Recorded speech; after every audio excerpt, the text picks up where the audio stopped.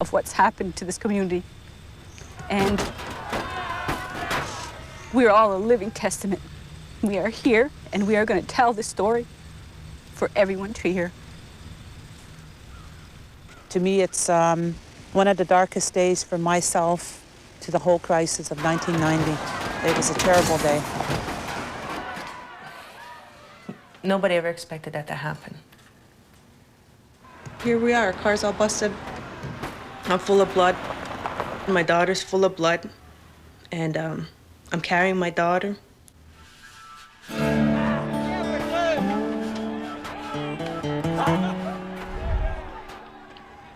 don't know what I'd do if it happened again to one of my family. But I'm scared that I think it's gonna happen again to me.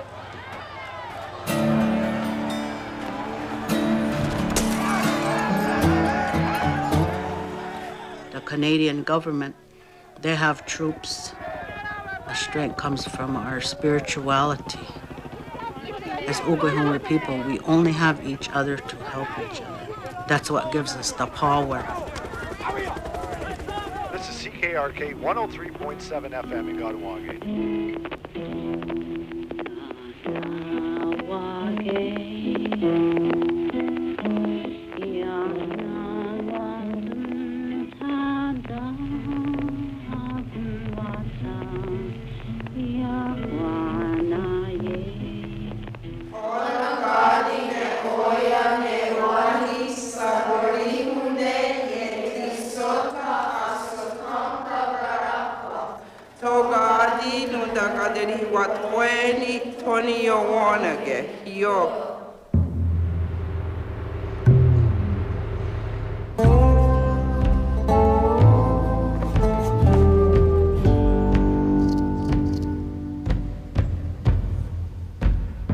When a person asks me where I'm from, I'll say Kahnawake, and they'll be like, "Where's that?" You know, it's like they don't know where we are. We're not recognized.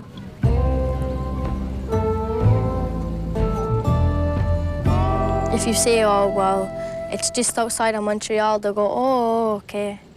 Yeah. Do you think it's a beautiful place here? Yeah, I do find it a very beautiful place in Kahnawake.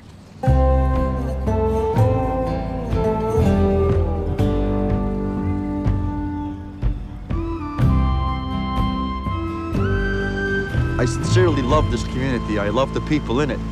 I have a son who's growing up here, so my interests are for the next generations, and that's who I feel is being targeted for full assimilation, and I will try my hardest to prevent that and to remain and keep our identity as a distinct people.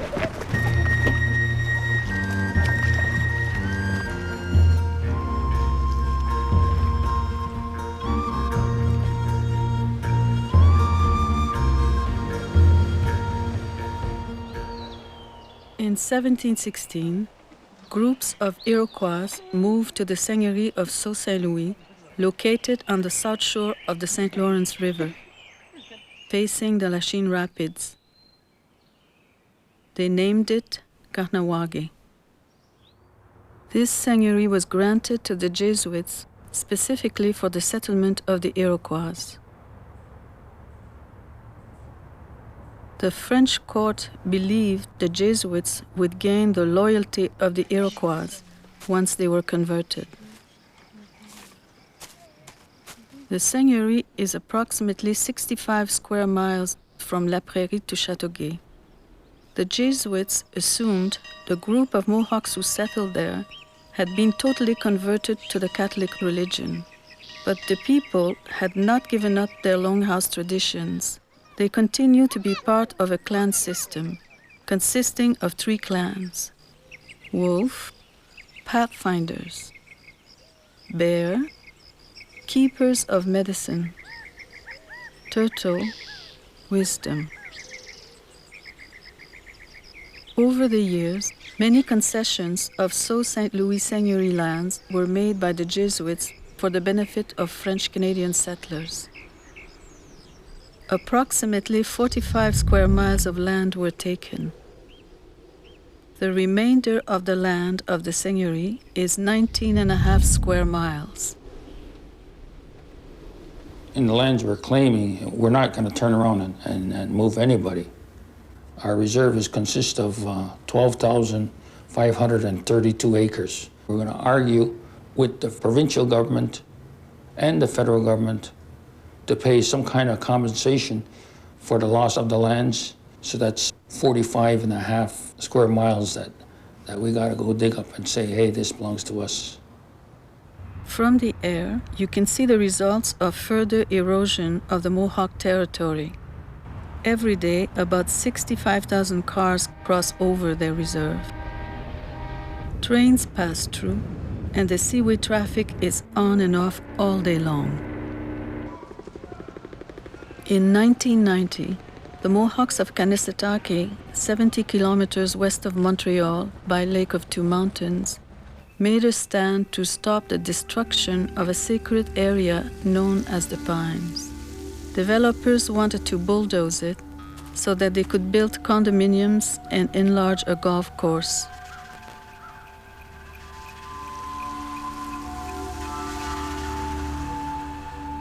We're tired of getting pushed around.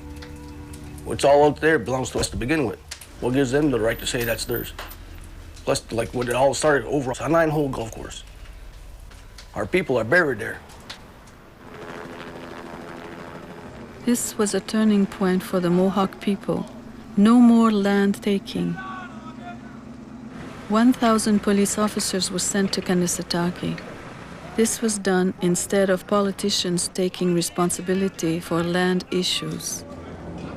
In support of their brothers and sisters in Kanesatake, the Mohawks of Kahnawake blocked the Mercier Bridge and all entrances to their reserve.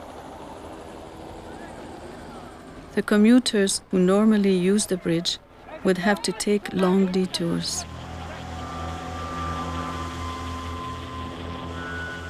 Trenches, barricades, and many other obstacles were created to block access to the community. Warriors from several nations had come to give their support and their lives, if necessary. My role was cooking and feeding the men that were at the blockade. I think we cooked for 100, 125 men per day, 3 meals a day. And we were getting our food from Chateauguay. Just one night, I think we made 35 pots of coffee. Well, we had different shifts we were on. I was there all the time, and I used to sleep on the floor. There was a lot of young people here where they needed milk and stuff like that, and yet these people on the other side says no. I mean, there's a lot of secret ways that people came in and delivered other things that we needed. They were bringing it through the woods at night, hiding. There was a safe house where some of our people could go to be taken care of if they got caught on the outside, you know, trying to get out and get food. They were keeping an eye out for patrol. They were letting our people know when it was safe to come. I know even some people who were running through the bushes to bring medical supplies and food who were beaten, attacked, harassed. They had phone calls. They were calling them Indian lovers. Like towards the end, there was trucks that came in. Everybody got together to help feed one another.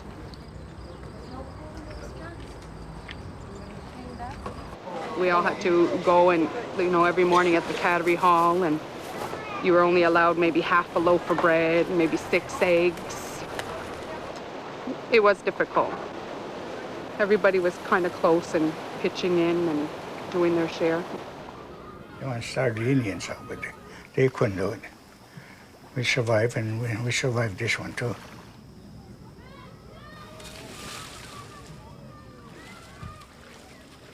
We tried to convince the government that these people had to be fed one way or the other. How? It was up to them to decide. Was it through special trucks going, being controlled to avoid any kind of arms or all kinds of things being smuggled around to support the families over there? I mean, we were not in war.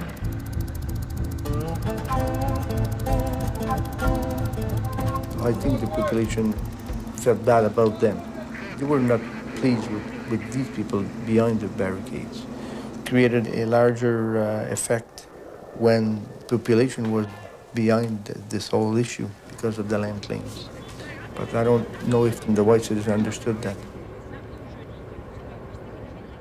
We point out that there are 3 preconditions that the Government of Canada, Quebec, have acknowledged and signed. People be allowed to come and go, and that food and medical supplies be allowed to come into our community. Those things have not been met. We feel that the Quebec government, the federal government, has not respected that agreement. They have not done anything to ensure that the supplies enter our communities, both here and in Ganasadagan. Après une semaine de négociations, le gouvernement a donc décidé de rompre les négociations avec les interlocuteurs en cause.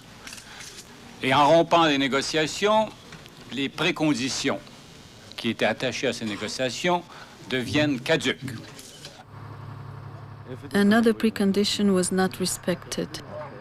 By August 27, the Premier of the province of Quebec, Robert Bourassa, asked the international observers to leave. The representative of the United Church of Canada and Quebec Human Rights Commission took the initiative to replace them. The police allowed the mob to prevent me from bringing that food in.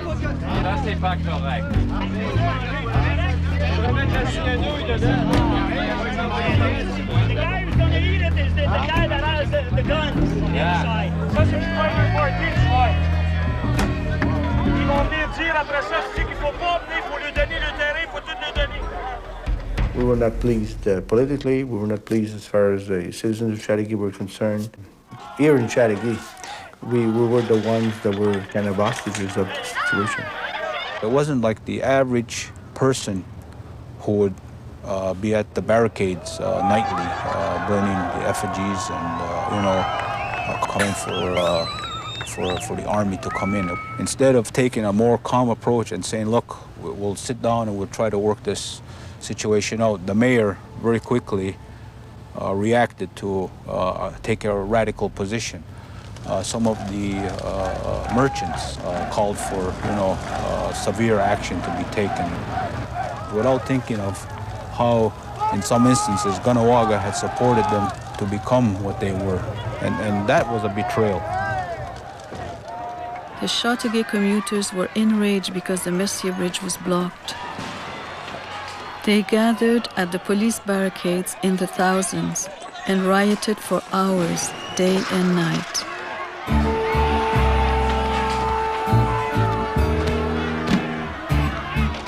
The local businesses were losing customers and millions of dollars.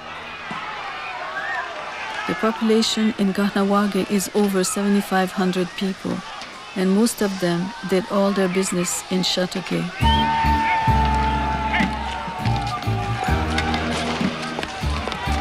All these incidents with our people, with all the riots that have gone on, the yelling and the screaming has all been incited by the bad press, by the federal and provincial government, and the terrible things they've said about the people of Ganawagha and Ganasadaga and Mohawk people in general, terrorism and everything else. But the people of Chateauguay should realize that Mohawks and Indians of Canada, United States, have been inconvenienced for hundreds of years. We are not trying to take their armored personnel carriers. We're not trying to take their country. They're trying to take our country. They've already taken all of our country. We are here, and we're going to stay here. And if you see those armored personnel carriers rolling in your direction, what are you going to do? Well, I'll try not to get run over. Lots of rumors were flying around that the possibility of the army coming into Ganawagha, and people were getting very frightened. Politically, there wasn't very much that we could do because of the fact that our leaders were trying to negotiate a settlement with the Quebec government. And at the time, the army was already here, but they were on the outskirts of the community. Any place they put a man, you face them with a man. Right? No big deal. You don't have to sit up and stand up and be at attention, all this shit. You relax. Let them stand.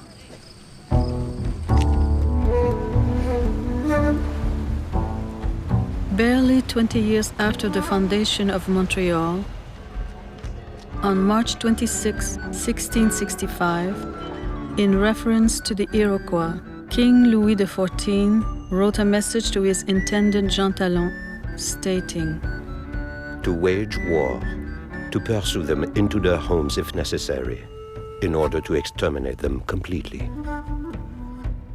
The following year, Rémy de Courcelles and 1,500 men invaded 4 of the Iroquois villages, burning everything, destroying the food, and confiscating the land in the name of the French king. The Iroquois were dispossessed of their territory in Montreal and the St. Lawrence River area, but their fighting spirit never died. Many of our forefathers and our ancestors have died for the same thing, for the same cause. We're here in protection of our people and our land. Look at us. Should we die because of a 9-hole golf course?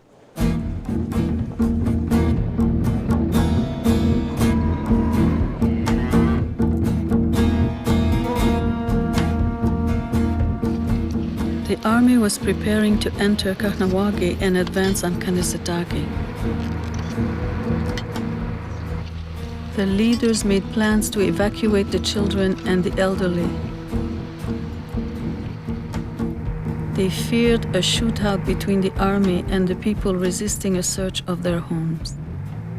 My sister works at the hospital, and she called. She asked me if I was going to go, and I said no. She said the hospital was getting ready, and they were making sections. If there was fighting, those that would be hurt and those that would be dead. And she said, "Do you really want your children to see that, Yvonne?" She said, "If you can leave and not let them see it." And she more or less talked me into it. I was in contact with our council members, and I cautioned them about declaring an emergency situation in the community. Because the civil authorities lose complete control. And that leaves the door open to the province and the federal government, the army and police forces to come in. It was decided that the Mercier Bridge would be the best place because there were little or no people there. One of the key parts was that our peacekeepers would lead the entourage across the bridge. They would be helped through to get off the Mercier Bridge, through the Whiskey Trench, and onto wherever they needed to go. The older people were really worried about everybody else that would be left here within the community. They were really concerned that the army was going to come in, there was going to be shots fired, if they came back, there would probably be hardly anything left within the community itself if there was a fight. Tout à l'heure, ça va tout se remplir, ça, ici. Ça part de ceux qui font la vérification des quais en direction de la chaîne d'Arval, etc. Nous qui travaillons depuis 3 semaines sur cette affaire-là, puis que les Indiens se permettent pareil derrière nous autres, puis de traverser. Ça dépasse les bornes. C'est fini. C'est fini! Ça soit clair et net. On est prêts. My husband was traveling back and forth to work. We had a boat at the time, and he'd bring back bread and milk and eggs and whatever anybody needed, and he'd shop for everybody, and then at night we would distribute it, to our neighbors or our family or whoever needed anything. One morning he went to work and he went to dock his boat. There was a crowd there, and they start throwing stones at him. When the Mohawks would leave the reserve, they would be humiliated, and every attempt was made to rob them of their dignity.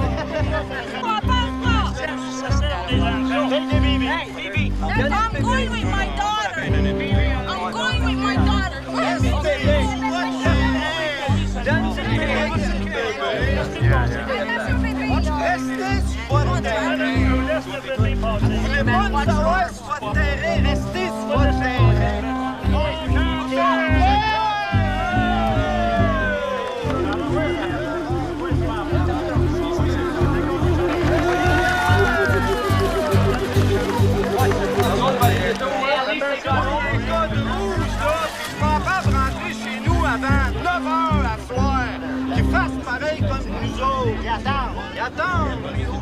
Anyone having a medical emergency was in for a lot of trouble whenever an ambulance had to cross the Mercier Bridge.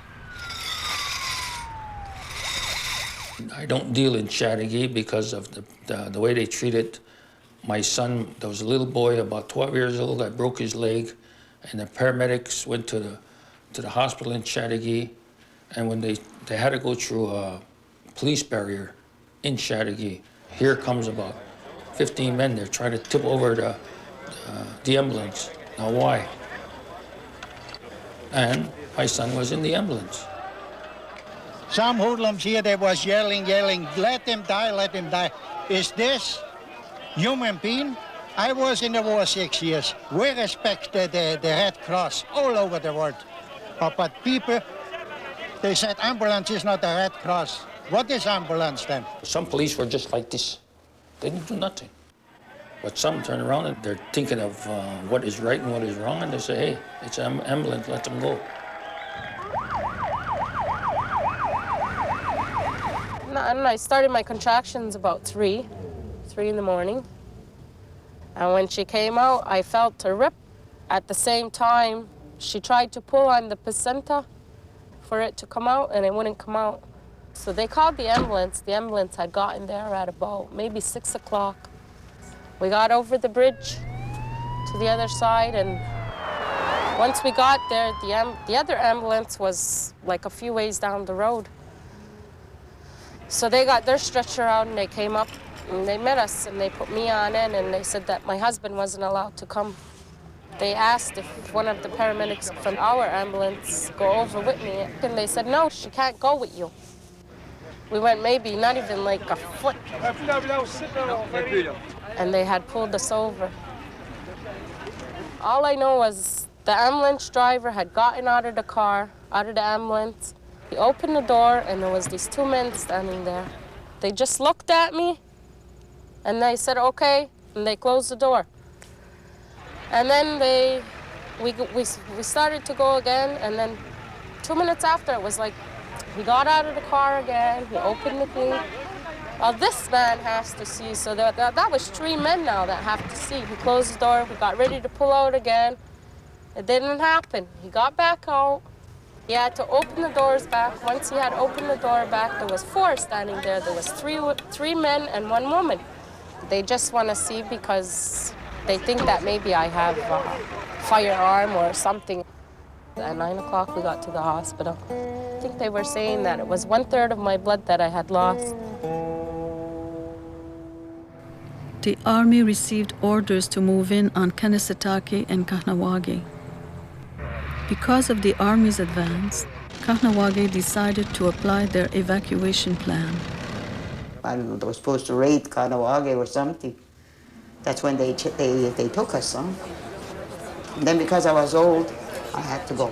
I didn't want to go, but I had to go. We took my mother-in-law, who was 86, and my uncle, which lived across the street from me, was 74, and my son, which was 10 years old. I had asked them if they would go because I was scared for them because we had heard that the army was coming in. It was my grandson's birthday.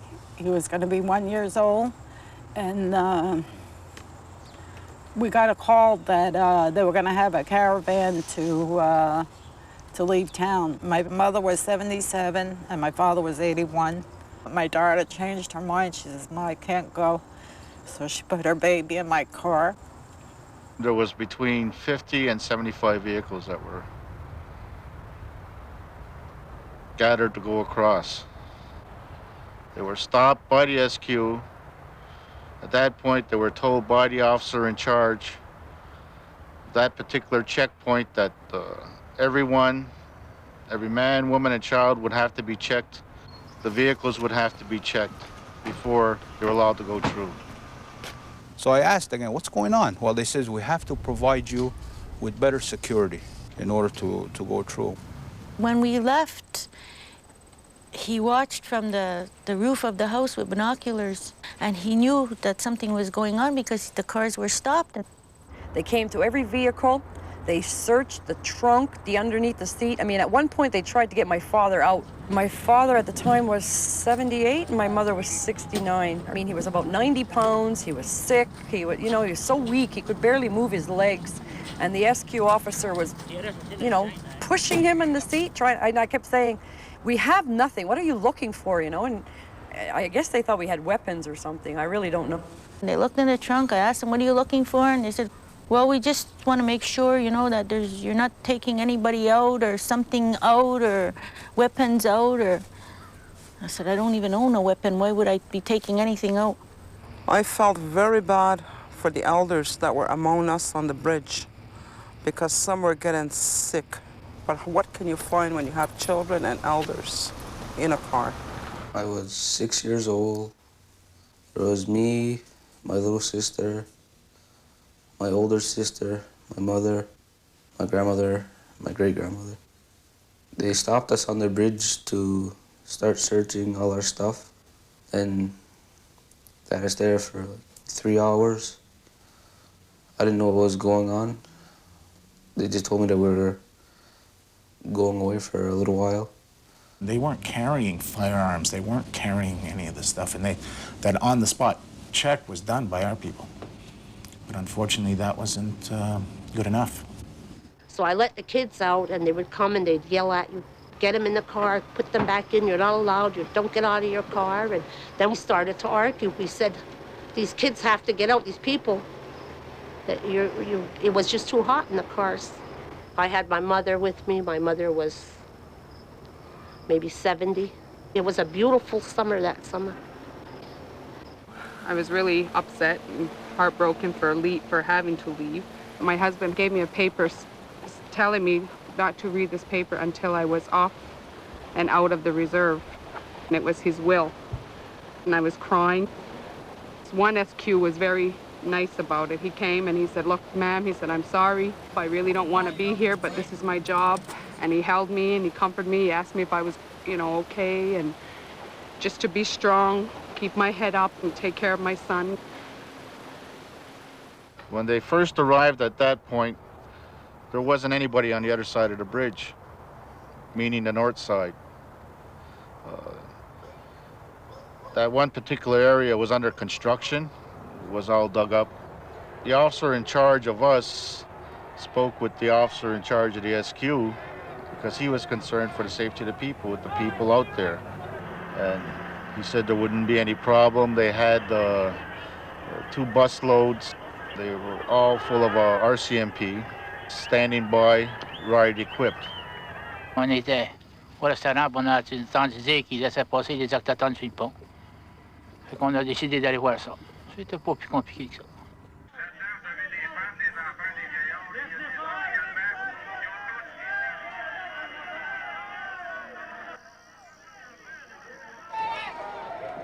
The police had orders not to arrest anyone.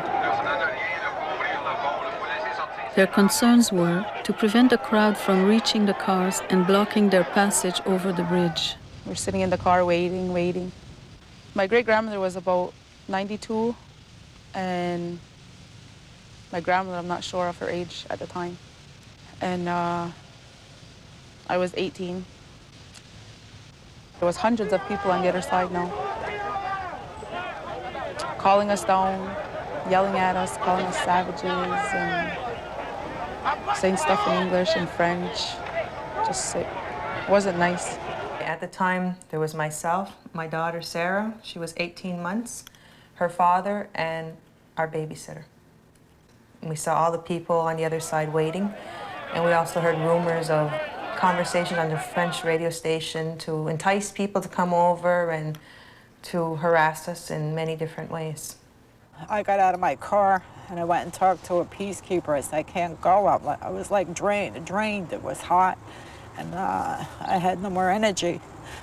So then he said, get in your car, they're going. Finally, after the crowd really built up to, say, 2,000 or 3,000 people out there, all of a sudden the SQ says it's okay to go. You just can leave.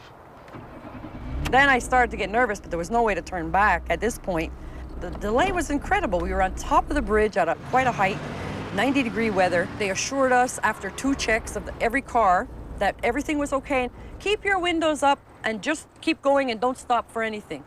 Don't stop for anything. And I said to him, my God, there's people, you could see them on the banks. I said, what if somebody fell and run them over and just keep on going, don't stop for nothing. It was all lined with police all the way up, and they were like screaming at you, go faster, and they kept waving you through and just waving.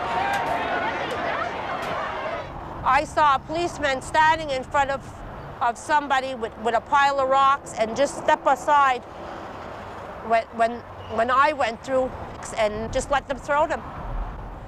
Everybody started following, and stones, sticks, bricks, boulders, throwing from all angles.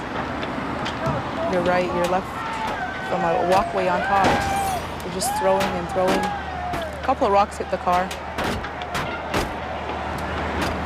I started getting nervous. My grandmother was really nervous and she was driving. It was bad. And you could see the people waiting with piles of rocks. Well, they had all their ammunition ready, and there was so many people. There was hundreds of people, just a big crowd. Des jeunes qui ont garoché des roches, qui ont lapidé. C'est fort probable que c'était la faute de la police provinciale. Il aurait dû les voir qui étaient sur le tas de roches. These people started to pick up rocks and they started throwing them. And one of the policemen was, trying to stop them. He was like one, and all the rest of the police were way up on the ridge part, on the abutment part. So as we went through, one big rock hit my son's car on the back, and a couple of smaller ones, and it broke like the back window, and it left a big dent in there. I could look in the rearview mirror, and all I could see is the dust as we were going through. The SQs, they were just standing there. They were watching. They had their backs to the people and just watching windshields being smashed, you name it. There was a phone call that came into the council office and said there were problems on the bridge. We didn't know the extent of those problems, so we rushed and turned the TV on.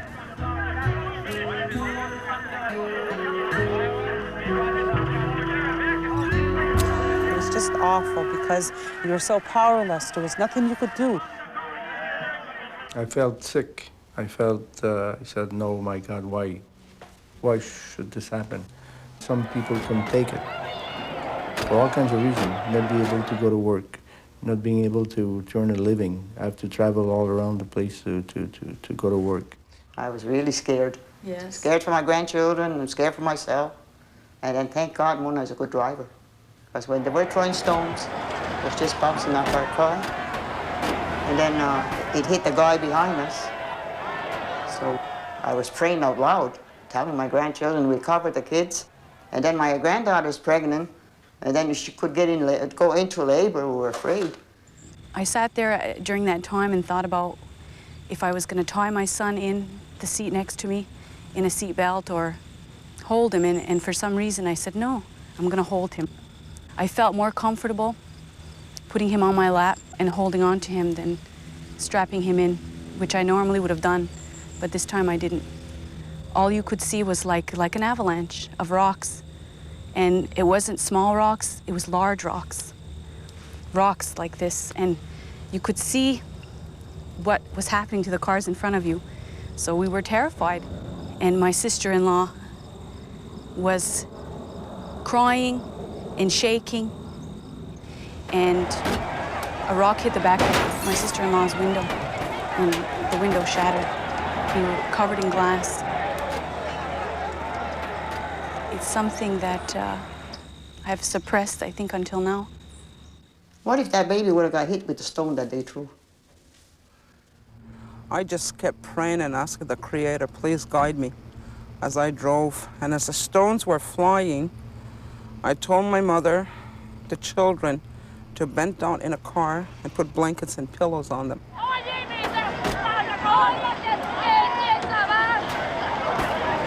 I just drove and watched the car in front of me so that I don't hit him.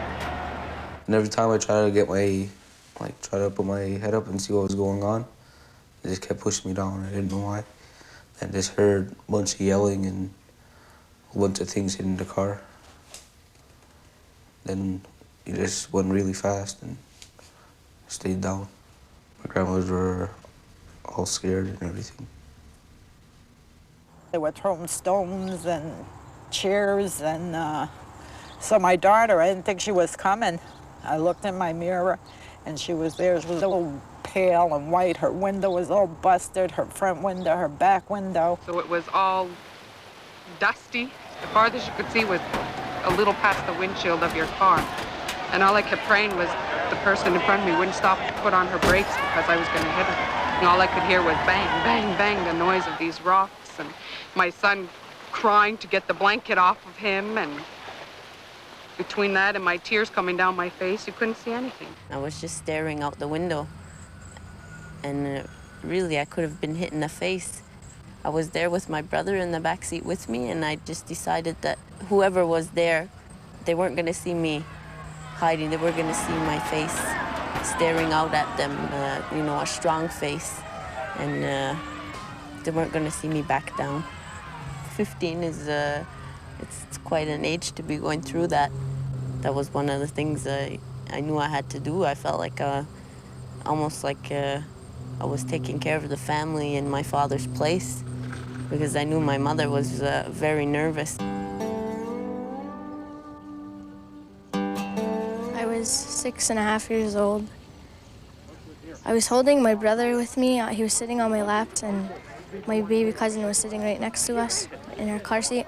All these people just started throwing rocks at us. I was screaming for my mom, but obviously she couldn't help because she was trying to drive us to where it was safe. My father in the back moaning, he had such a whisper because he was so sick, you know, and he just kept saying, "Why are they doing this? Why are they doing this?" And my mother had her head down and she was praying in Mohawk, you know, "Zewaneo, Zewaneo, help us," which means, my God, help us. I couldn't believe how many people were gathered there, how many people hated us so much that they weren't there just to throw rocks to scare us. These were rocks to kill us. When I saw the rocks coming, I said, "Put your head down, put your head down." And my mother went down, my boys went down, and my older one just kept yelling, "We're okay, Ma, everybody's okay, don't worry." He said, "I got them covered." One was 12, 10, and 6. And I remember from the top, a lawn chair coming down, and I said, "I'm gonna lose control." My car just swerved all over the place, but somebody must have been watching over us because I didn't get in an accident. I got through it. And when we got into Villa Sal, that's when my son told me that he had gotten hit, that the windows were all busted in my car. He got hit on the shoulder. They had like glass all over them, little cuts. He had a lot on his legs, 2 little cuts, but the main part was his neck and shoulder that he got hit. He knew that I had to drive, and he didn't want me to panic. As we got through what they call the Whiskey Trench, the crowd, the mob had gathered on top of the span. The trench, which is impassable, you can't yield, you can't turn. It's referred to as the Whiskey Trench because of the Seagram's distillers on either side of the highway. It was just before I went under the tunnel that I heard the rock go through the window, and I heard my father moan, and he fell, and I didn't know where it hit him. And I had to keep driving, and my mother was screaming, and she was trying to reach over to my dad in the back seat, and I was trying to reach over and try to hold the wheel. So what I did, I knew we were hit. I just didn't know how badly he was hit. Was he hit in the head? Was he hit in the, you know, where? I couldn't tell. I was looking in the rearview mirror, but I couldn't see. And I went right to the Lachine General. I pulled into the emergency exit. He had been hit in the chest, right smack in the middle of the chest. This is what they threw at my father. This is what hit him in the chest. I'm gonna keep this, and I'm gonna remember those faces.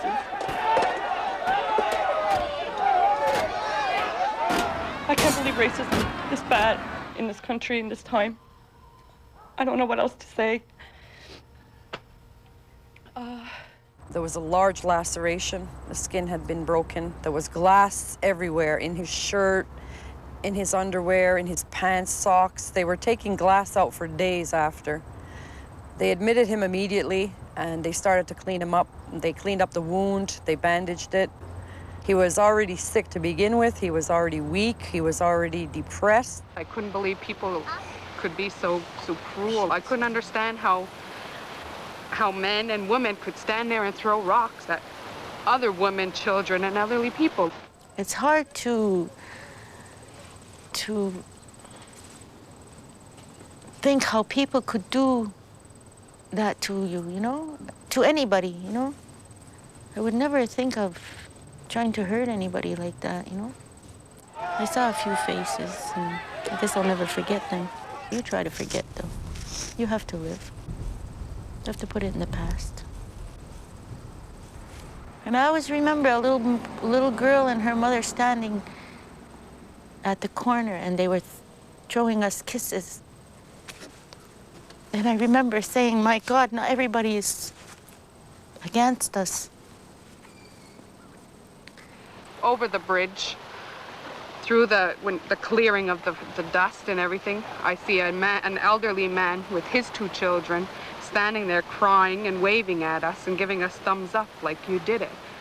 And I remember going by the lakeshore and saying, my God, there's people rollerblading and bicycling, and the life on the other side was so normal. I kept on saying to myself, do they know what we're going through across? You know, it's like 2 different worlds. You know, it was just so normal out there and peaceful, and here we were going through, you know, all these things where planes were flying over us and helicopters, and you know, every day you hear somebody, you know, they're gonna come in tonight, you know, and the police let them throw rocks and bust their windows and everything. Anybody hurt, you know? As far as I know, I don't know yet. The Indians all around, they're not gonna stand for another wounded knee. And we're gonna die for our rights. Okay, thank you.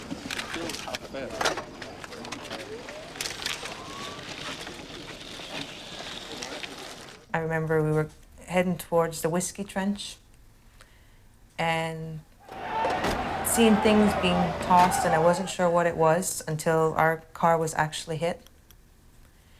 I could remember grabbing a pillow that was on the side of Sarah and putting it over her, and I thought that she was safe. My daughter was hit. I was hit. And the windows were broken on the car, and we ventured through the tunnel. That was the only time I felt we were safe, and I pulled the pillow from on top of her. I looked down at her, and I saw blood. And I could feel myself that I had pain, but I couldn't exactly pinpoint where it was. And I looked at my babysitter. She was screaming, you know, and I didn't know exactly what to do. I just said, let's bring her to the hospital, you know, the LaSalle General. We went running in there, and they took her into emergency. They also brought me in. I had bruises. I was hit on my breast, my arm, my face. When they brought her in, it took an hour and a half, 2 hours for them to remove all the glass from her. It was stuck in her diaper, stuck in her shirt, everywhere. And to try to control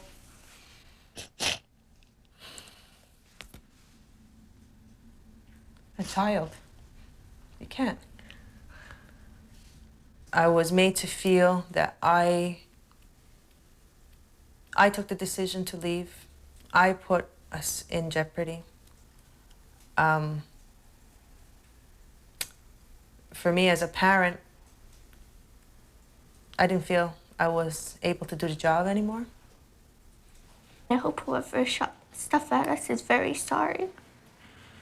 And I'm glad that I still have my mom and dad today. Because without my mom, I don't know what I'd do.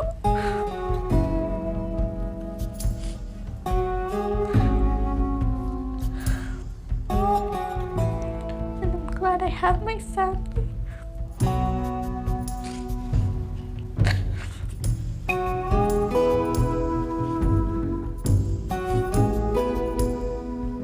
speaking with the RCMP that there were supposed to be 100 other police officers on standby right at the site to ensure that there would be safe passage.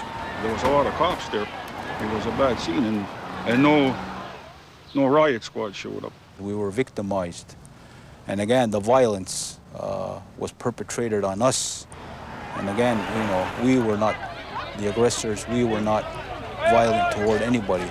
Why could they have not gone and physically stopped these people from picking up rocks and throwing them? I saw the news that evening, and they were like, "Hey, we got the warriors." They got a warrior. They got a 76-year-old French-Canadian from Lachine. That's who they got. Joseph Armand Lacroix. He married my mother. My mother was Mohawk. He never really recovered from the incident. Even when we had to bring him back for checkups, he would always be very nervous, especially going over the bridge. He never wanted to talk about it. He died in 1994.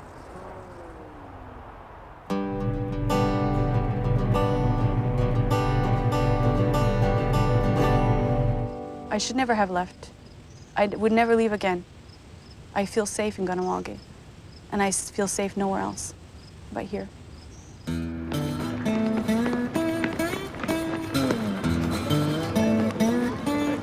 I'm proud to live in this community.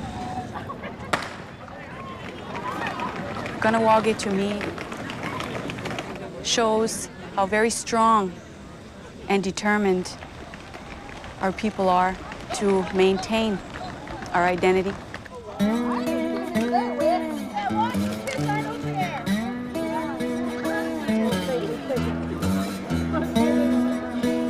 I'm proud to be Mohawk.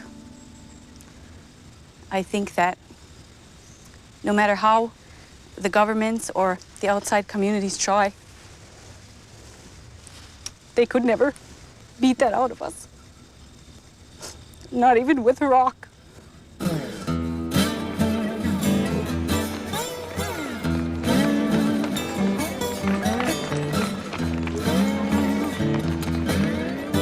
If I'm gonna die, I'm gonna die here. I am not gonna die from somebody throwing rocks at me.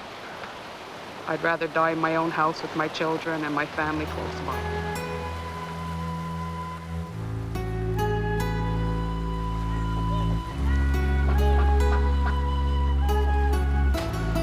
Questions were was how did it happen and who planned it and what kind of planning took place to allow this.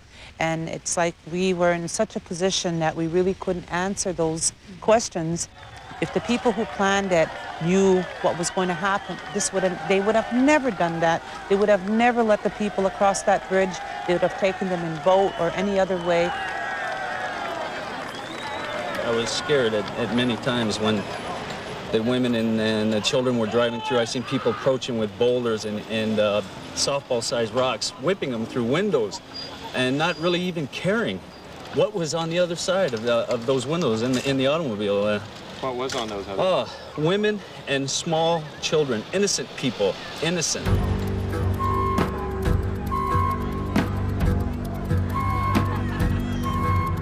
That was the lowest point in my life what I seen. I would say my career as a peacekeeper and everyone else that was there that day. We had spoken to them, the elderly, telling them they're going to be safe, don't worry about anything. Little did we know they were in more danger than we were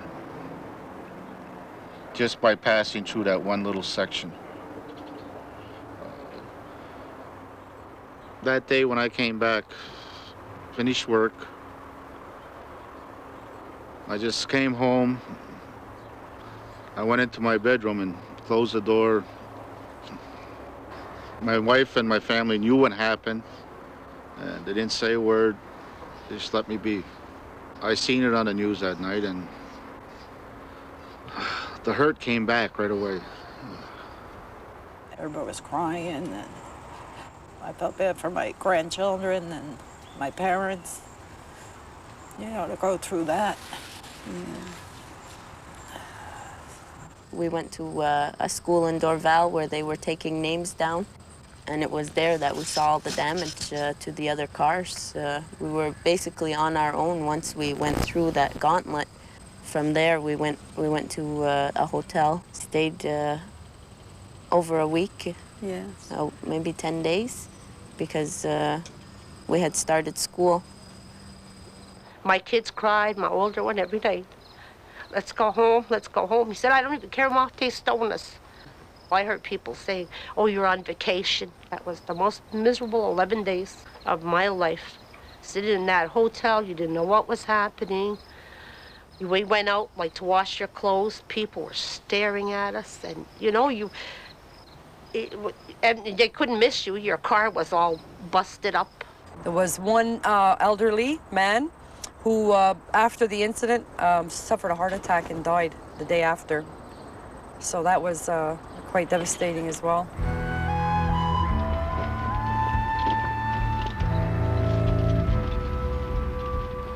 You know, I don't know what they think of us today, but it was out of our control, and they didn't take the means or the measures to prevent something like this. And I think they were well aware of it, because before that, when people were going across, there was incidents that were happening there. Anyways, these guys, when they went to court, they got a smack in the hand, and that was it. 13 people were arrested, 11 adults and 2 juveniles. One man was sentenced to 10 consecutive weekends at Bordeaux jail. 10 of them received conditional discharges and varied fines going from $100 to $1,000, with probation of up to 2 years. The charges against the 2 juveniles were dropped. Vous, est-ce que vous avez tiré des roches? Non, madame. Non, madame. J'ai été accusé d'avoir garoché des roches, mais ces charges-là ont été enlevées. Moi, j'ai été accusé d'avoir troublé la paix, finalement. 1 an plus tard. C'était dans quel sens qu'ils trouvaient que vous aviez troublé Ben, la paix? c'est parce que moi, évidemment, avec une grosse gueule, si vous voulez, j'étais allé à la caméra, ils m'ont demandé ce que je pensais, puis je les ai dit que si nous autres, on ne pouvait pas passer Saint-Bar, eux autres, ils ne devraient pas passer ici d'autres. They blocked us from coming out or going through. So now we don't want them to come out. Okay, within some time this evening, the Army's going to be going in. There are going to be women, I don't care about the Army. children, and elderly people. That's too bad. It's not just real shame. I feel sorry for them. J'ai plaidé coupable. J'ai payé une amende de $1000. J'ai payé mon avocat. Puis ça a été fini. Ça n'a rien changé dans ma vie, puis ça n'a sûrement rien changé dans la vie des Autochtones. Les jeunes qu'ils ont garochés, les jeunes qu'ils ont lapidés, eux autres, ils n'ont jamais été en cours, ils n'ont jamais été... ça l'a fini. Là. Ça lui prenait un cabaye, je suppose, puis c'était moi. Si on n'avait pas laissé passer les autos, on n'aurait pas garoché de roches. Puis pourquoi faire vouloir laisser sortir les femmes et les enfants sur la réserve? L'armée s'en allait pas pour tuer personne. C'était déjà décidé. C'était encore une faiblesse du gouvernement provincial, d'après moi, de les avoir laissés sortir. As an athlete, one thing is that I gain respect from other athletes in other countries because of my performance levels. Now with a full boat-length lead, nobody's going to catch the Canadians, I don't think. We have another gold medal for Canada. Yeah! Hugh Fisher and Alwyn Morris win the gold medal for Canada in the K2 1,000 meters. A lot of sacrifice by both of these fine Canadian athletes. The friends that I met and the places that I've been and the respect that I was shown, I'll never forget. Winners of the gold medals, the Olympic champions, the team from Canada. I'm sharing this victory with the Cognawaga Reserve, with the Mohawk Indians in Canada, and with all the Native people in North America. I feel really strong about being an athlete, being Native, and being Canadian. And carrying it up here had very much significance for me. And I just hope my grandfather's very proud. Thank you. Always had an easy time making friends and taking people for their word.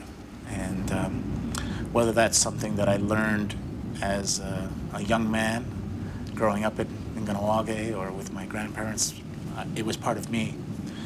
So when I had made all these arrangements with the Sûreté and given certain assurances, I had to go on the word and my own deep feelings that this thing was going to be okay. When you relay that kind of message in your own terms, in your own words, and then see what happened,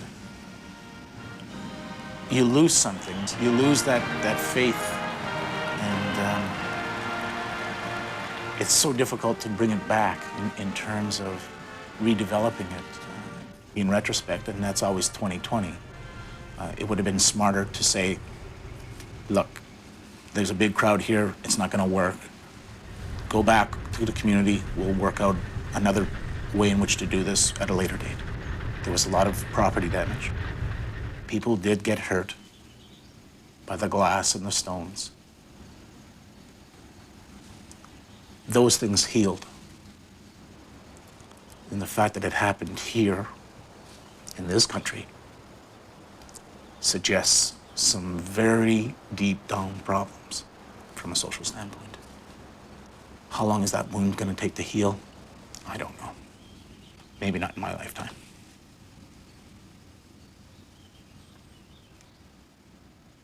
Maybe the people that agreed to it, who were in command and who Alwyn spoke to, maybe were sincere and did it in good faith.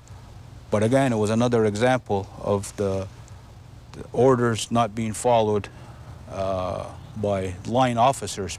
To me, it was planned.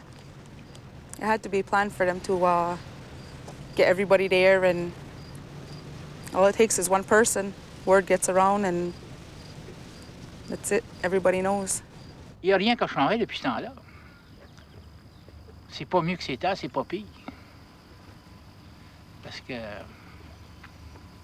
encore à chaque fois qu'il y a quelque chose qu'ils n'aiment pas, c'est le pont, c'est le pont. En réalité, ce pont-là, c'est pas les Autochtones qui l'ont construit, c'est nous, les Québécois, qui l'ont construit, ce pont-là. My brother worked on a bridge on the Caughnawaga end. All Mohawks, no white man. The steel arrived from Lachine to the south shore end of the bridge, came by rail, and it was trucked in from there. My late brother Louis had a team of horses, and they plowed the road same as they would plow on the farmland to break up the packed snow before the trucks could get through. They had an army of men from here to shovel the snow. And if your shovel was too small, they wouldn't hire you. You had to have a regular snow shovel before you went to work. The iron workers on the Mercier Bridge itself, they were very, very tough. It was cold, windy. One whole week before Christmas, they didn't put in an hour's work. Being Christmas, the company turned around and paid them 1 hour each, every man, which wasn't very much, let me tell you, 75 cents. That was the hourly rate at the time. Those are the iron workers. We were only laborers working on the abutments. We were only making 30 cents an hour. That was big money then. In the springtime, I started work at the quarry, feeding the stone crusher. They used the crushed stone to build the roads. 10 hours a day, 6 days a week. That's the only time I ever worked close to home. The construction of Honoré Mercier Bridge started in 1932. They worked all year round. By July 12, 1935, the church and the state were well represented at the inauguration of the bridge. In 1955, an order in council was passed, permitting the expropriation of Mohawk land by the Seaway officials. This meant that the Privy Council was to allow the seizure of 1,855 acres of Mohawk land. When people refused to move, a bailiff and police officers came and evicted them.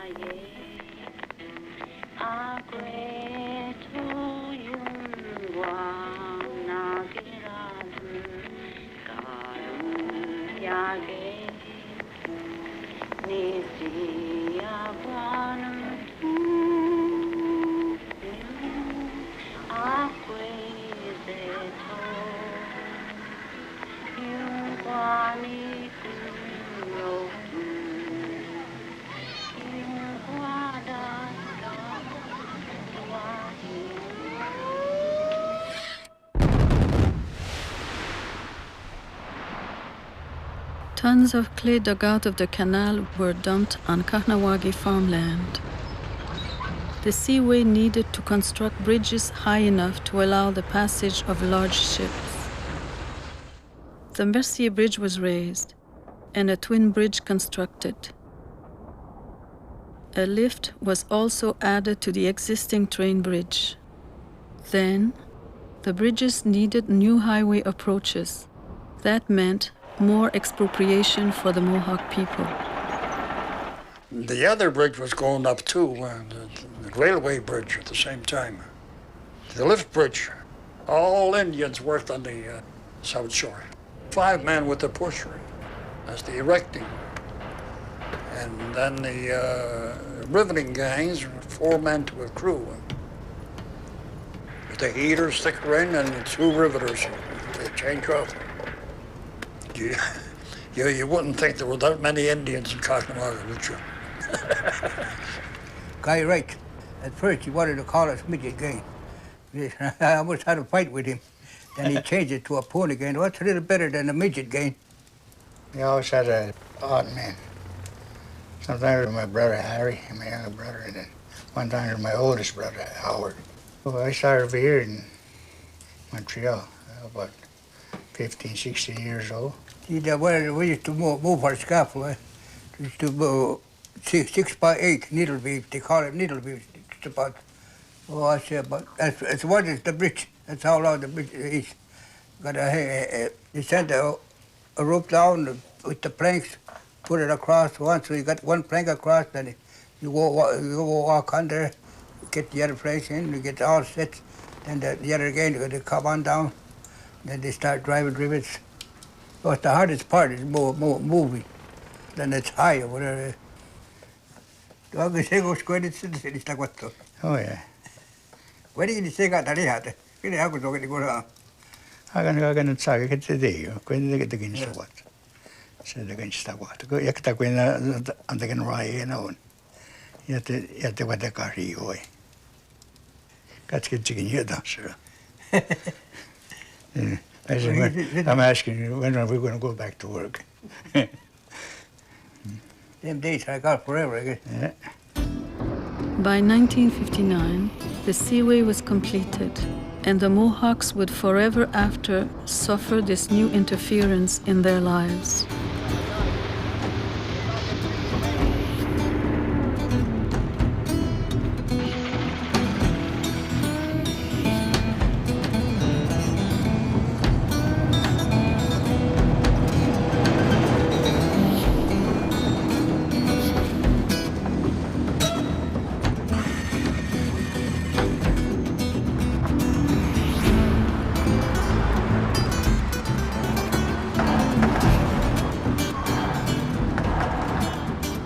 Kahnawake means by the rapids. Well, the rapids are no longer in view. Much land is lost, and the beachfront is gone.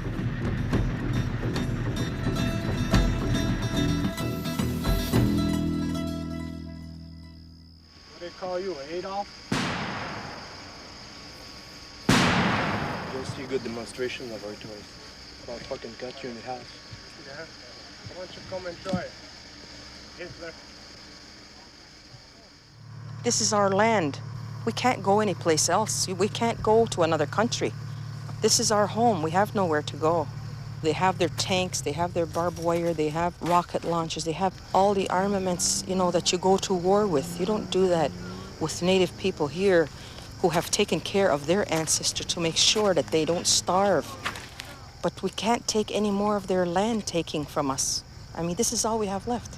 They have the power in their hands to change history right now. They could change it by dealing with the land issue. The armed forces' mandate was to search their vehicles, I guess, for weapons. You could have left the community a dozen times during the day, and you passed the same checkpoint and looked at the same people, and you would have to go through the same process. If we were going to have to suffer that kind of indignity, then we in turn also would retaliate by our own plan of action, if you will, to create as much resistance as we could. You're not paid to think. That's your problem. It was demanded of me to open the trunk of my car, and I said no. I said, you open it. And we went back and forth for 15, 20 minutes or whatever it was, or half an hour. And I said, I'm not opening for you. You want to know what's in there? You open the damn thing, you know. Here's the keys. And the officer wouldn't refuse, you know, and we kept going. And finally, as silly as it sounds, we both held the key and we both opened the trunk. I missed at least one meeting anyway that I was supposed to be involved in with several members of Parliament. But I did manage to get there later on in the day, but it's just an example of how difficult it was for us to do the things that we had to do during that time period. On August 28, there were secret meetings at the Hilton Hotel in Dorval. Mohawk leaders and officials of federal and provincial governments were trying to negotiate a peaceful ending to the standoff.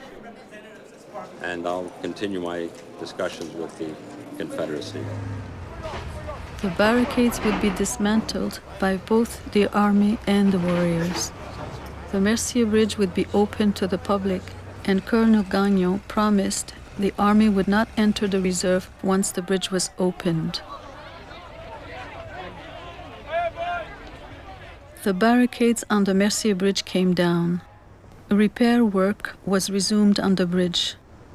Experts searched for explosive devices on the bridge and in the river.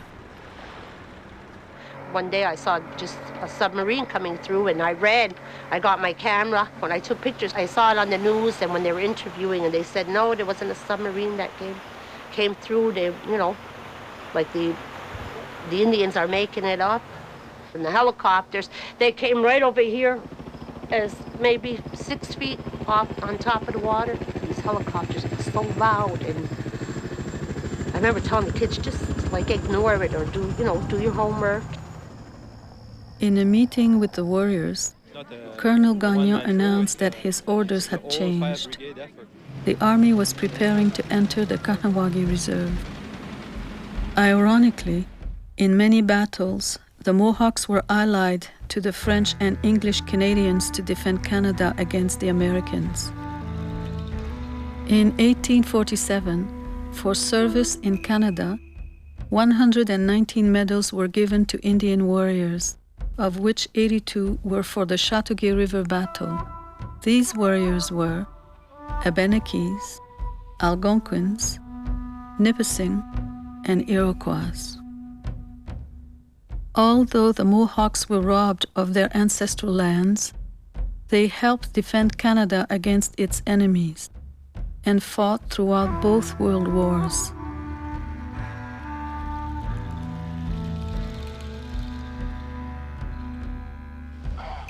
Meanwhile, in Kanesatake, the army advanced and took over the pines.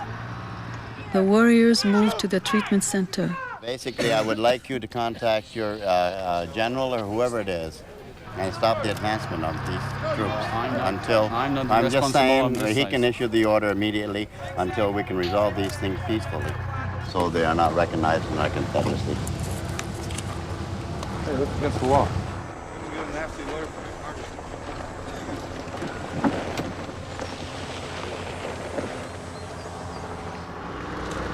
The army rolled in with their armored vehicles all the way to the longhouse and raided it. Hey, so the longhouse, they raided the longhouse. The longhouse are in there right now. It's closed. Yesterday, the very attack on one of our longhouses is disgusting. Would you like your synagogues, your churches attacked the way ours was yesterday?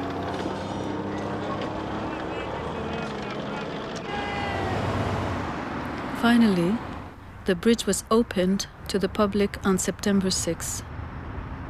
They were flying right over our houses. The Chinooks, the double blades, you know, those things are big. They're loud and they're like 30 feet off your roof. 3 or 4 of them just flying all over town.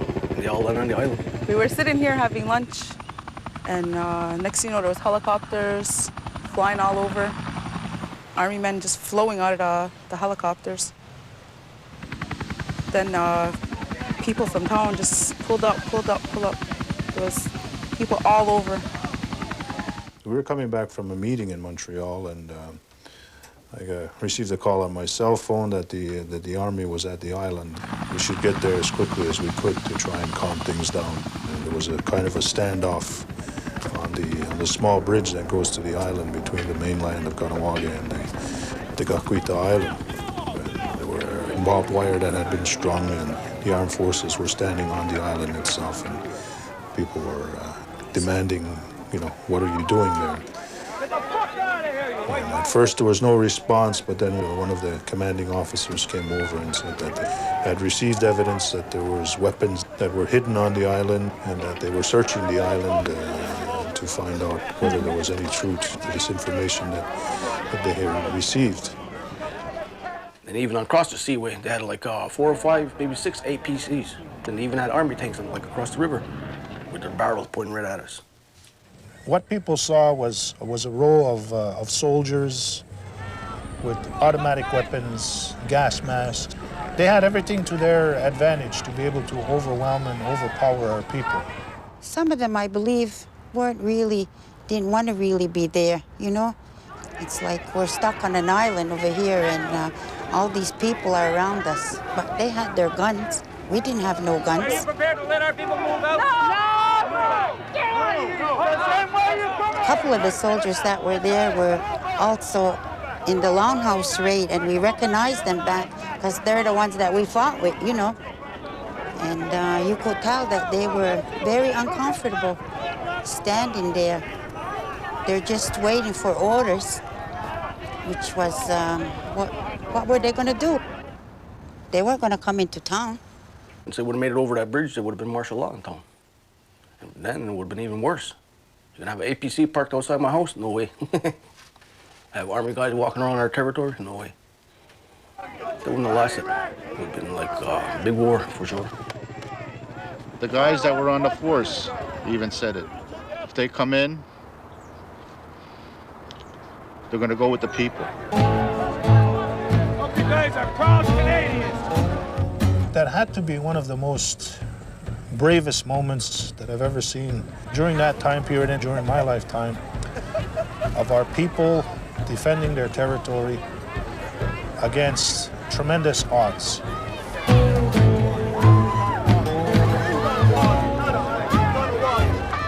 We are right. They're wrong. They're attacking us. They're proud. Look at them all. You're all proud. Then our town brought a dump truck to the other side of the bridge, blocked it. More people arrived. People were getting rowdy. They were really close to the bridge, the army. They made a circle. They were throwing razor wire from the helicopters. And as fast as they were throwing it, the people were picking it up.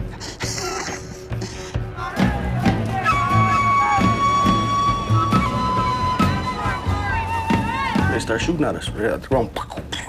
Bunch of tear gas start going all over the place. People start running over bridge to get over bridge to get away from it.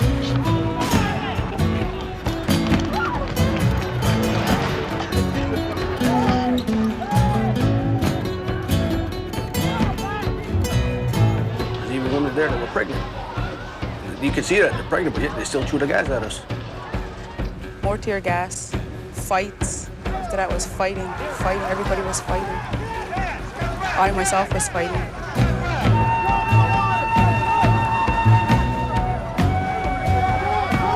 It wasn't planned. People were there. We're just a big family. That's all. And we're going to stay that way. We're going to stay united. And we're going to be as strong as ever.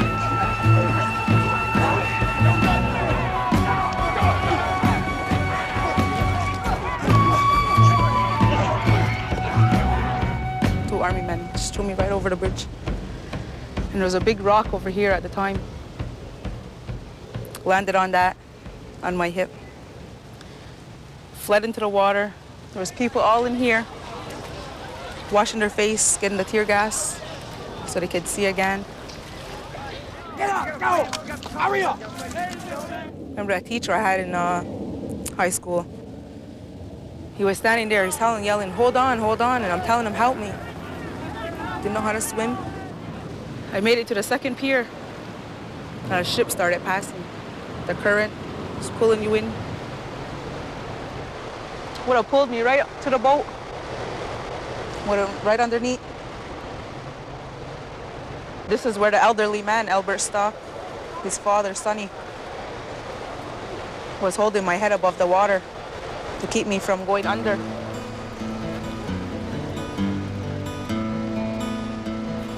They lifted me out of the water and put me onto the boat. And they drove off and put me in an ambulance. And finally I got to the hospital. And I had a fractured hip in 2 spots. So much I want to get back at them. And I still remember their faces. 2 of them especially. Sometimes I can't even walk. I mean, it's gonna be a wound that's gonna be there for the rest of my life. Some had masks on, and then they would stand so long, and then another line would come in, and they would take their masks off. It was like they were always on duty. Shot us with tear gas and everything.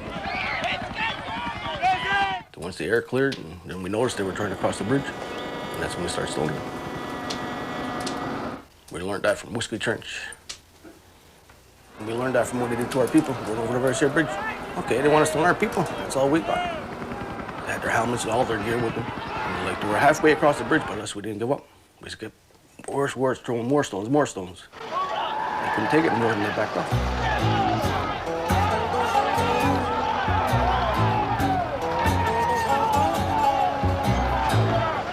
People started pushing them back away from the bridge entrance.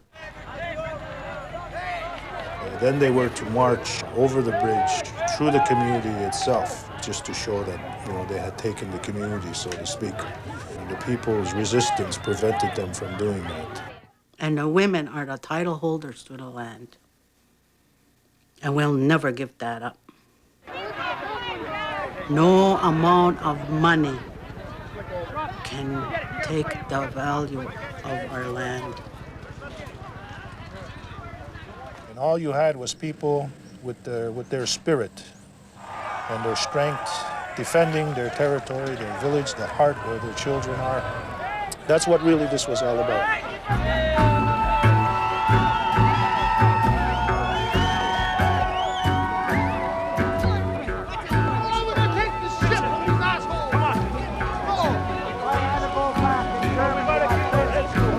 What kept us, gave us the strength was our ancestors, through our spirituality.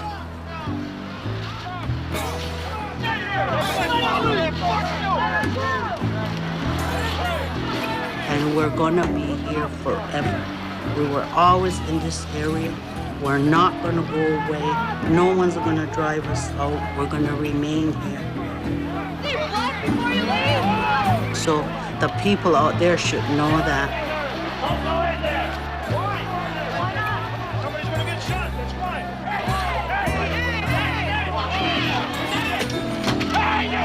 It was a very tense and dangerous situation. It almost erupted into what could have been, I guess, a tragic situation. One of the soldiers did get attacked, was beaten by some of our people.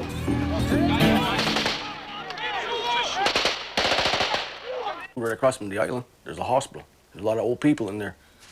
Imagine how they felt. Scared, and they hear gunshots going off.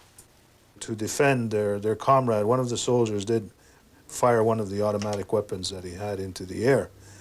And that created a situation in which then the rest of his colleagues then pointed their weapons at everybody. And to myself, I said, this is it, they're going to shoot. But cooler heads prevailed, and they didn't. They managed to take their injured colleague and tend to his injuries. Our people were still quite insistent that they were going to leave, and they had no choice in the matter. The soldiers themselves, they were scared because they could see the anger and the hatred in our people for them being there. They had also raided the marina itself, and for whatever reason, they seized alcohol and records and all kinds of things, which, from what I know, from what I understand, have never been returned. And they asked for time. They said, look, we have X number of people on the island over here, and in order for us to evacuate, we will need to make several trips in order to pick everybody up. And some people said, we don't care how they get out of here, let them swim if they want.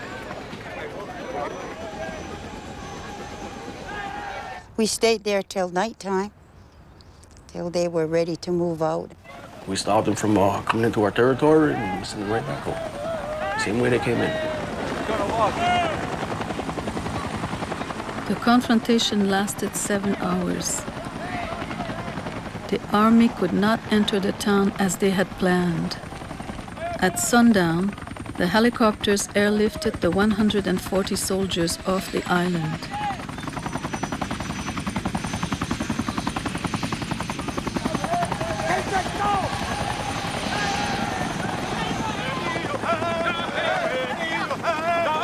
The last Chinook that took off almost didn't even make it off the ground.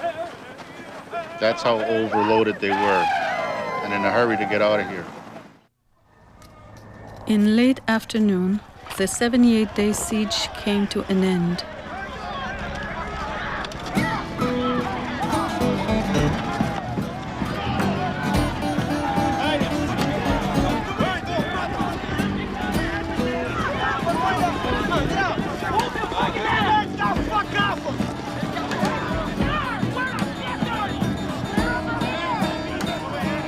The soldiers handcuffed everyone except the children and put them in waiting buses.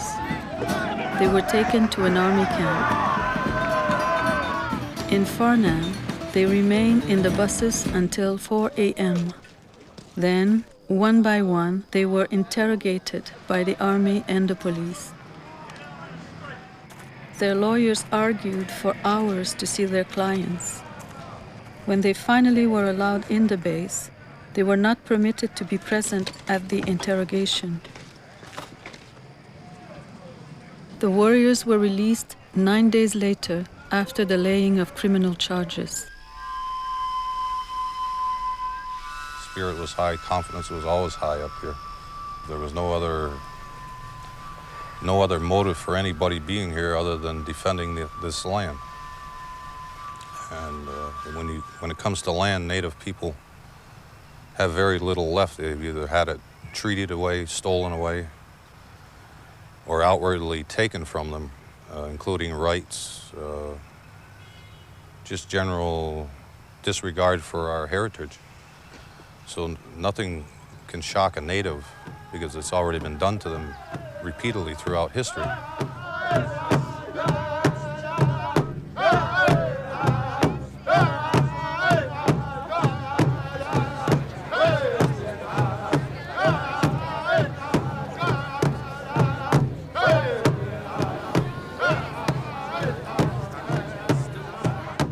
No fear of going to jail.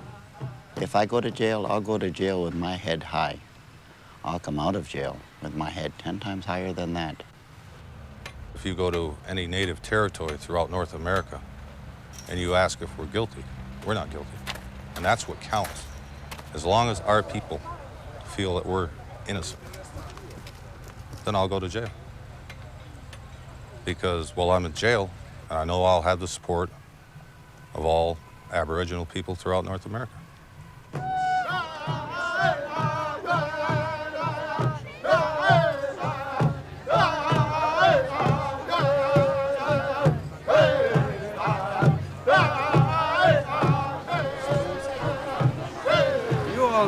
what we all had went through over the years when we had to talk about this land.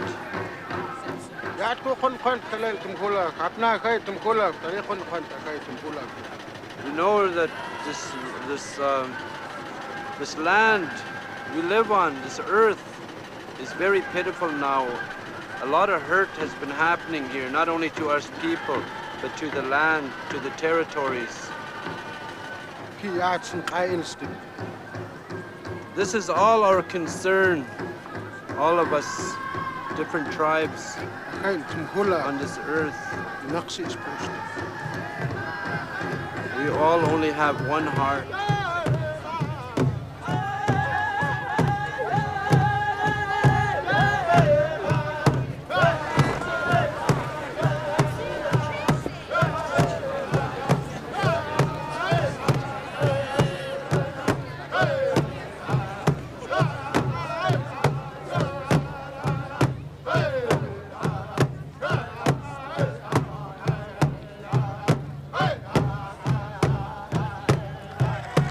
I give the Mohawk people, the Six Nations of this territory, all the respect that I could ever give them. I can't do enough for them, but to say I thank them for opening my eyes along with other nations across Canada, Limerick. The crisis was far from being over in Kahnawake. The police continued to harass the people non-stop for the next 2 years. When you came back to Kahnawake, was the army still here? Oh yes. They gave us a hard time when we were coming back. What happened? Somewhere in Highway 30. We had to show all our stuff, what we brought back, all our birth certificate. And what helped us out was my birth certificate. It's written that my father was at a war, the First World War. That's the year I was born now. And then the provincial police, he says, okay, he says, you can go. We went maybe from here to across the seaway. There was another bunch that we had to stop there. We had to report again that, we were coming home. Again, we were checked below the Mercia Bridge. Again, there was another bunch. And there was about 5 or 6 cars behind us. We were all stopped. We had to get out, check what we had in there. And once we got in Kahnawake, well, I made the sign of the cross, and I thank God that I was back home. Every time you go out of town, they harass you. They pull you over, they check your trunk, they check underneath your seats. Even the cops, if your tire's low, they give you a ticket for that. And they search you, your ID, your car, everything. Like 2 minutes later, you're going back out, they know it's you, they search you, they do it again. It was just harassment. They had no business here after that. If you're a Mohawk, you're in trouble. The primary law enforcement agency in the territory of Kahnawake is the peacekeepers. Monday evening, we were returning from St. Constant, where we had our motor vehicle repaired. And Assistant Chief White and myself had come into the first checkpoint within the reserve, and we were stopped by the military police and asked to step out of our vehicles, asked to put our hands over our head, and we were advised we were placed under arrest for possession of an unregistered restricted weapon. We've been carrying firearms as a law enforcement agency within Kahnawake for approximately 20 years, and we've never had a problem until Monday. The peacekeepers are going to continue to function as peace officers in the community of Kahnawake. They're going to continue to patrol in the community of Kahnawake. They're going to continue to apprehend offenders in the community of Kahnawake, both Indian and non-Indian. Anybody who comes into the community who thinks they can commit a criminal infraction and get away with it because of this possibility of charges are sorely wrong. I understand that the decision to investigate the possibility of charges was made by the provincial police. I hope the CERT-C decides to be reasonable about this, because it can have a reciprocal effect. It is a very serious problem because, whenever they want to do something in Kahnawake, they feel they can come and they don't have to consult. We have a legitimate police agreement with the federal government and provincial government that says otherwise. I think at that time we probably were the most heavily policed community you'd find anywhere in North America.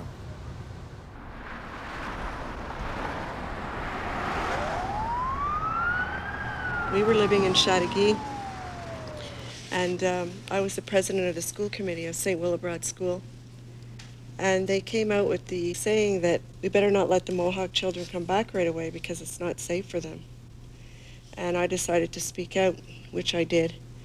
And there was a meeting of the school board. We were in the French board at the time. And I went prepared with 2 speeches, one in French and one in English. And I didn't even get a chance to start. The hatred was fierce in the room. People were attacking the Gazette reporter. They threw his phone across the room. I felt very threatened, and I said, let's get out of here. I know hatred is evil, and I don't care if it comes out of a white man, a red man, a black man. It affects us. I kept them in French school, but I sent them to Lachine because there was just too much trouble in Chateauguay, and it was, they started late. They didn't let them start at the beginning of the school year. They had a corn party the first day, but our children weren't invited. They were thinking of protecting our children. And because the English teacher asked why, she says, you're having a corn party, she says, and it was the Indians that gave you corn, and she says, all the Indian children are not in school. Un homme de Montréal, M. Proulx, il ne faut pas s'étonner de ce qui se passe aujourd'hui. Vous avez tellement tapé sur la tête des Autochtones de Kanawake. Ben bon pour vous. Eh bien, merci. Moi, je suis très sceptique. Je ne crois pas à la réunification des 2 communautés. Eux nous demandent de tout oublier, mais eux n'oublient pas leur passé. Alors pourquoi moi, je devrais oublier mon passé, puis les autres continuent? Mais il reste qu'il y a eu un mort d'homme, il y en a qui ont perdu leur emploi. Ça crée beaucoup de grabuge. Et moi, je suis pas prête d'oublier. Ils disent qu'ils veulent garder leurs coutumes. Oui, je suis bien d'accord. Mais je ne crois pas qu'ils peuvent s'intégrer à nous comme... Mais on ne parle pas de s'intégrer, on parle de se fréquenter quelque peu. Oui, mais je crois pas à ça, moi, du tout. C'est qu'il y a quelque chose en dessous de ça. Puis ça, là, je crois pas à leur honnêteté, malgré que je veux bien, mais j'ai beaucoup de misère avec ça. Vous n'avez pas le pardon facile, madame? Ben, j'étais une qui avait monté aux barricades, alors j'ai pas le pardon facile, non. Ah oui, il y a une demoiselle qui veut vous parler. On dit pas de l'oublier, parce que nous autres aussi, on n'est pas capable de l'oublier. Mais on dit, faut continuer. Faut continuer, faut vivre ensemble, on n'a pas le choix. On reste dans la même place. On partage les mêmes terrains. On va partager. Mademoiselle, pourquoi 98 et pas en 90 à ce moment-là? I went to summer drama camp and we learned how to make like a box. It's like a stage. This is my school, St. Willibrod. This is our schoolyard, and we're doing the round dance to 4 people. And this is me. There's a few kids in my class. Amy, Amanda, and Julie. They were interested in Indians, and I showed them the round dance. And there's about 3 Indians in our class, and we do a few dances. And then James and them, James, Danny, and Brock, they make fun of us because it's different. So, Heavenly Father, as this smoke rises, we ask you to send your Holy Spirit, your great Spirit, to look upon and bless it. Purify the fire, and purify this feather that we will be using tonight as we share one another. Purify the circle to strike out against another. I participate in a few healing circles. To strike out at you, Grandfather, Great Spirit, Jesus Christ, Gishi Manitou, and all the many names that I went to a sweat lodge. I'm still in search, but I've come a long way from where I was. That summer that many of us remember in different ways, it is good to recall it. Because like any healing, when we're wounded, and unless the wound is cleansed deeply and profoundly, the infection will continue to fester.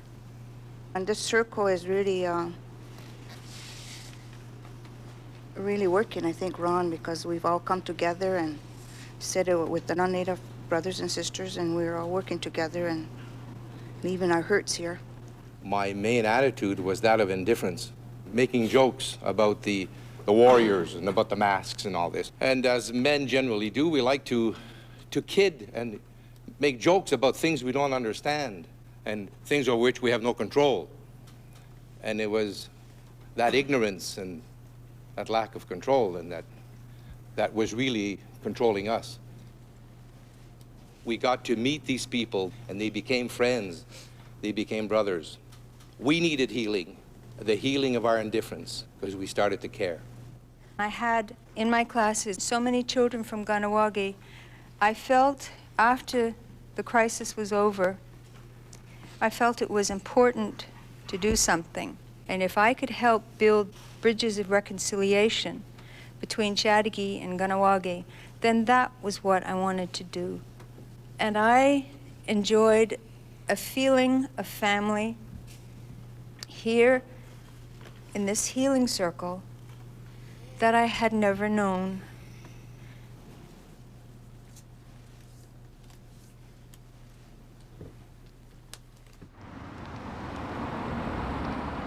We didn't open many stores in 1990, 91, 92, 93. It was the lowest development years in the province.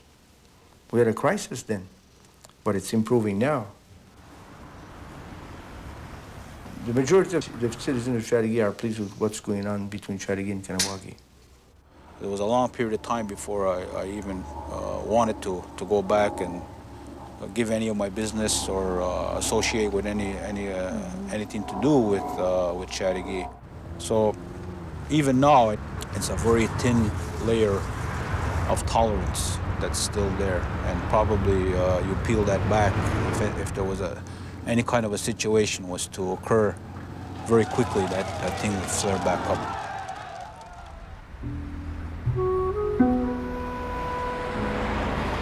They say time heals things. Yes, it does to a certain extent, but I think the underlying problems haven't been addressed there.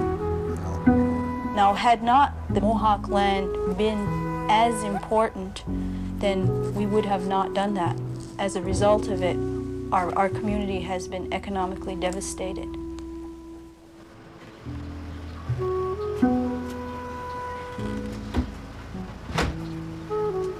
So the first time I went back, which was to actually go and shop there, was maybe a year later. And I felt very uncomfortable. I thought people were looking at me, you know. I guess we'll never forget it. It'll always be there. One time I went at Zellers. Oh, these people, I don't care, les savages. Hey, then my daughter Mona, she says, we're not savages, she says. It's the people that throw stones at my mother. They're the savages. So anyways, that stopped. The manager, I think, came and he told them to stop. So we didn't even buy nothing that day. We came back out and we went home. I find people are still staring at you. Yeah, but look at this one. You always like big glasses. Let me check further down. I try to remember the ones that helped. If we want to improve relations, we can't look back all the time. We have to look forward. We may not forget, but we have the obligation to forgive on both sides. I know people like to think about forgive and forget, you know, and let's not bring up the past. Whether it's good or bad, had a beginning somewhere. There's a cause for it. It's always necessary to look back in time, what has created a situation, why are people doing things at that point, why are there difficulties, why is it so difficult to live in the province of Quebec, you know, and why is it that much more difficult for Native people, and in this instance, Mohawk people, Ganawagi, to have a relationship with their neighbors. The land issue is something beyond my capacity, or I understand the situation, but I cannot resolve it. We look at the world around us, and there's not many great things to look at. You know, we see disparity, wars going on, oppression, violation of human rights. There's a lot of negativity. It's very rewarding because you see them developing physically, you see them developing spiritually, and you see them developing mentally. And when you see a being develop like that, it's pretty hard to intimidate them, to make them walk off a good path. Beautiful. For our future generations, well, we got to think of our little kids that are growing up, are coming up, and, you know, to take care of whatever we have left on the reserve.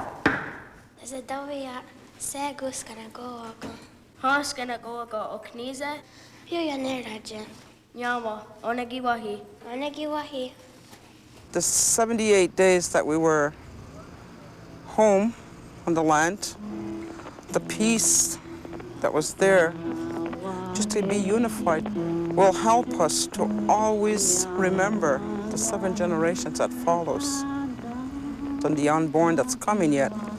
In our language, they would turn around and say, Dadi Gusodaje. Their faces are not here, they're coming though. So Mother Earth gave us life, just like a woman will get life. And each generation anew will bring happiness and joy, and that will be the most beautiful that we can live. But we need to work together. Not just my people, but the people of the world.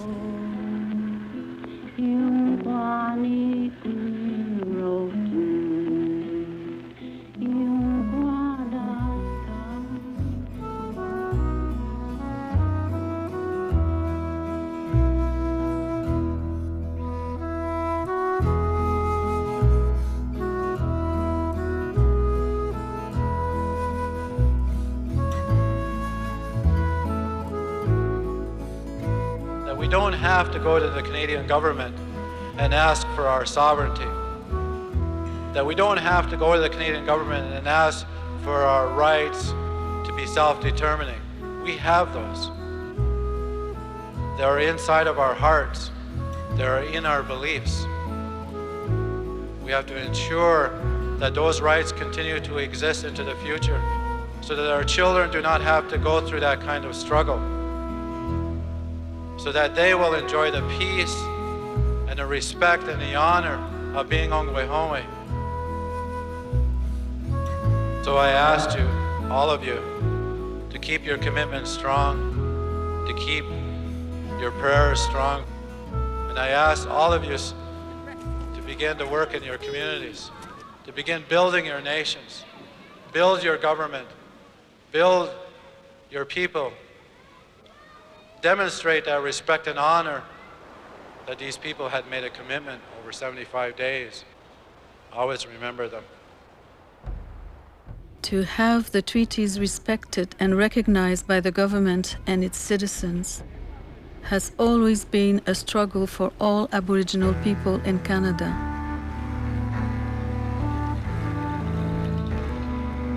The experience of treachery and loss is their history.